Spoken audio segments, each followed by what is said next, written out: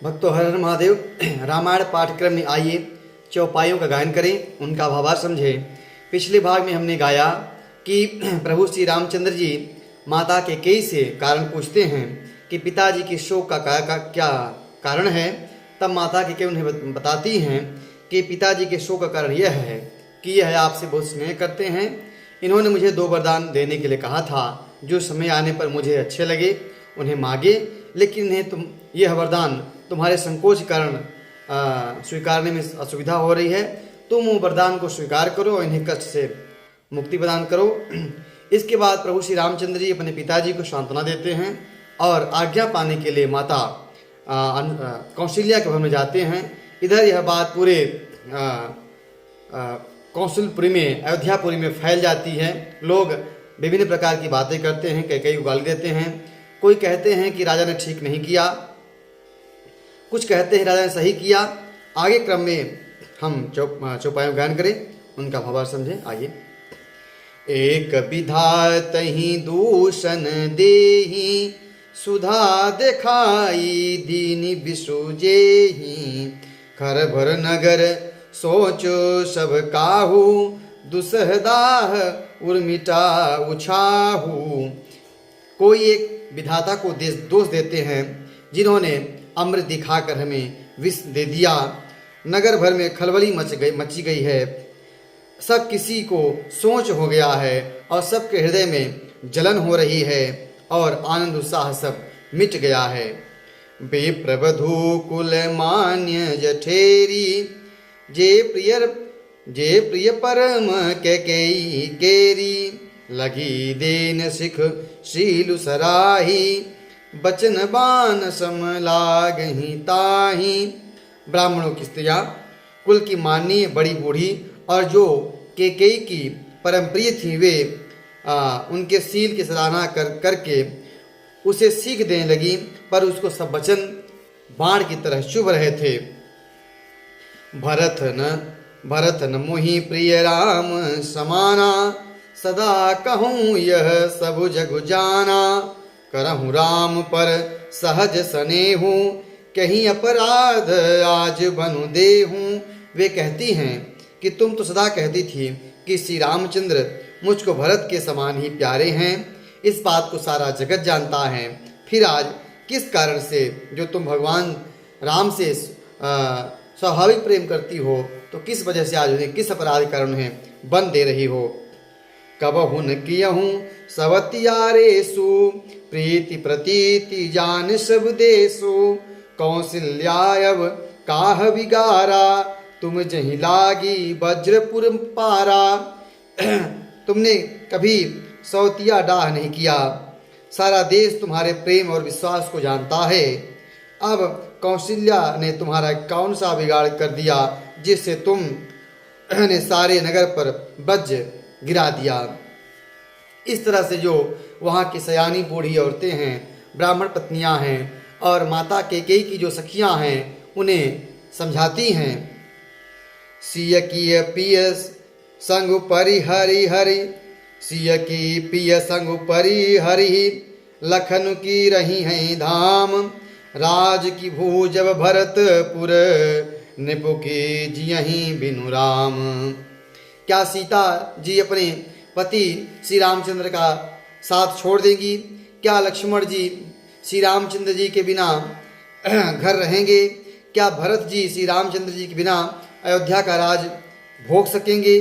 क्या राजा रामचंद्र के बिना और क्या राजा श्री रामचंद्र जी के बिना जीवित रह सकेंगे?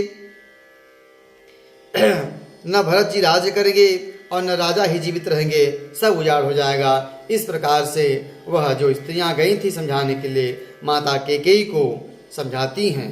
असि विचार उर छाड़हूँ कोहू, शोक कलंक कोठि जनी होहू। भरत ही अवसि देहु जुबराजू, कानन काह राम करे काजू। इस प्रकार से वह उन्हें समझाती हैं कि तुम अपने हृदय का क्रोध छोड़ दो और जिससे इस कलंक का भागी तो मत बनो। भरत को अवश्य तुम युवराज पद दे दो लेकिन श्री रामचंद्र जी का वन में क्या काम है, उन्हें वन क्यों दे रही हो। नाहिन रामू राजु के भूखे, धर्म धुरी न विषय रस रूखे। गुरु गृह बसहूँ राम तजी गेहू, निपुसन यस बरु दूसर लेहू। वे समझाती हैं कि प्रभु श्री रामचंद्र जी राज के भूखे नहीं हैं, वे धर्म के धुरी को धारण करने वाले और विषय रस से रूखे हैं, अर्थात तुमको विषयासक्त नहीं है, वह विषय के भोगी नहीं है।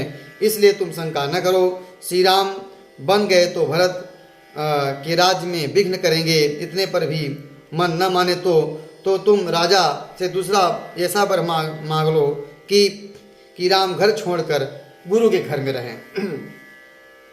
जो नहीं लगी हूँ कहे हमारे, नहीं लागी हैं कछु हाथ तुम्हारे। जो परिहास कीन कछु होई, तो कही प्रगट जनावहूँ सोई। वह महिलाएं, वह स्त्रियां माता केकई को समझाती हैं कि यदि तुम हम लोगों का कहना नहीं मानती हो तो तुम्हारे हाथ कुछ भी नहीं लगेगा। ये तुमने परिहास किया हो इस तरह का वरदान मांग के, तो उसको भी कह दो, प्रगट में जल बता दो। राम सरिस सुत कानन जोगु, काह कही सुनी तुम कहूँ लोगु। उठहु बेगी सोई करहूँ पाई, जहि विधि सो कलंकु न साई।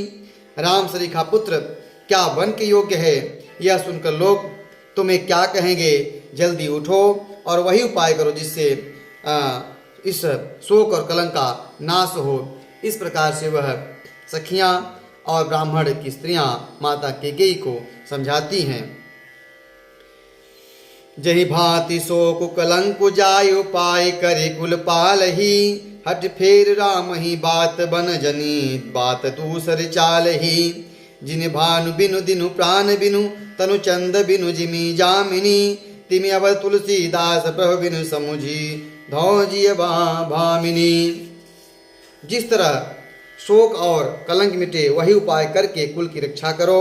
बन जाते हुए श्री रामचंद्र को हट करके लौटा लो। दूसरी बात करो, तुलसीदास जी कहते हैं जैसे सूर्य के बिना दिन, प्राण के बिना शरीर और चंद्रमा के बिना रात शोभाहीन हो जाती है, वैसे ही श्री रामचंद्र जी के बिना अयोध्या शोभाहीन हो जाएगी। हे भावनी, तू अपने हृदय में इस बात को विचार कर देख तो सही। इस प्रकार से सुंदर वचनों से माता केकई को उनकी सखियां और ब्राह्मण की पत्नियां समझाती हैं। सखिन दिखावन दीन, सुनत मधुर परिणाम हित। तहि कछु कानन कीन, कुटिल प्रबोधि कुंवरी। इस प्रकार सखियों ने इतना सुहावनी सीख माता केकई को दिया जो सुनने में मीठी और परिणाम में हितकारी थी।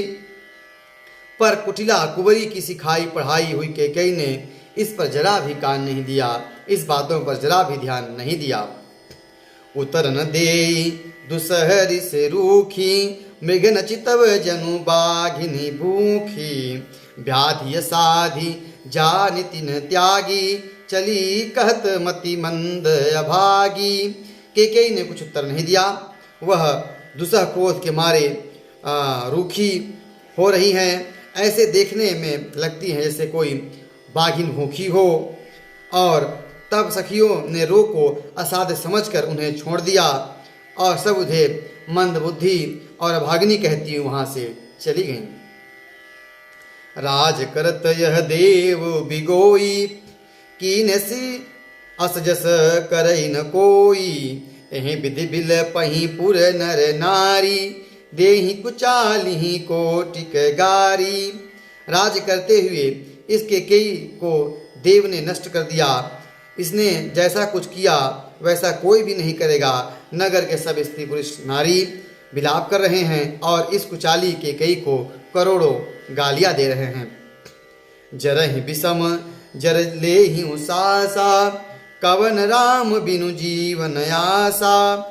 विपुल वियोग प्रजाय कुलानी, जनु जलचर गन सूखत पानी।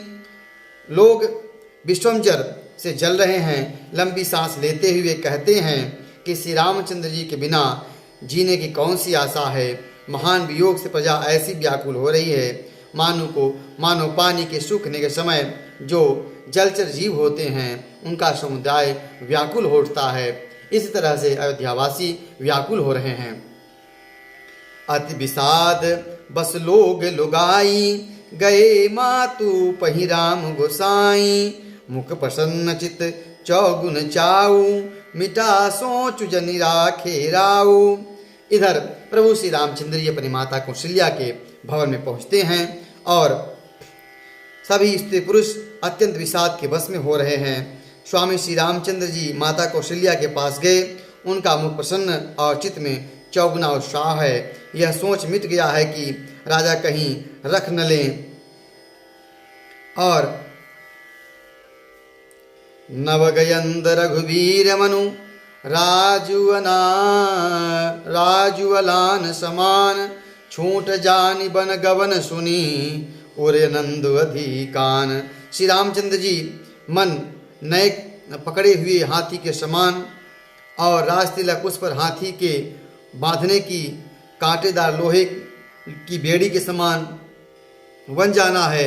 यह सुनकर अपने को बंधन से छूट जानकर उनके हृदय में आनंद बढ़ गया है। ठीक यही उत्साह एक योगी के मन में होता है। जब वह विषय में पड़ता है तो उसे असहजता महसूस होती है। जब विषय से वह मुक्त होता है तो उसे आनंद की प्राप्ति होती है।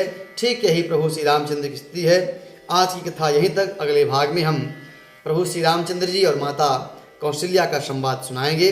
कथा अच्छी लगी हो तो YouTube चैनल को सब्सक्राइब करें, शेयर करें। हर हर महादेव।